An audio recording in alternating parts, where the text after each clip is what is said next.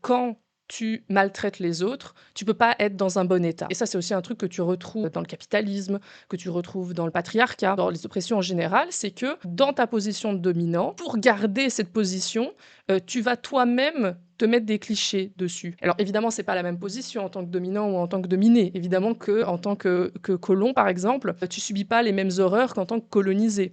Mais c'est intéressant et c'est un truc que relève Fanon, le fait que dans le processus de colonisation. À la fois, le colon va déshumaniser le colonisé, voilà, en le réduisant à toute une série de clichés, on le redit, mais à la fois, il se coince dans cette position de dominant. Et d'ailleurs, c'est un truc que va étudier Fanon, les maladies mentales qui découlent et de la position de colonisé, mais aussi sur les colons. Et alors, de nouveau, ce n'est pas pour mettre à la même place les colons que les colonisés et de dire ah ben du coup tout le monde souffre, donc ça va.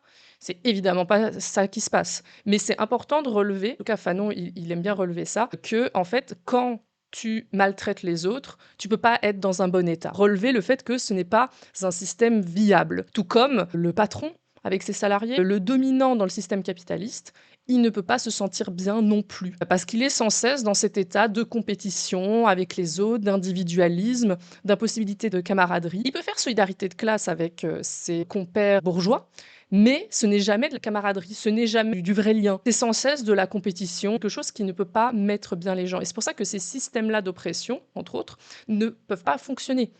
Ou en tout cas, fonctionnent au détriment de tout le monde, en réalité.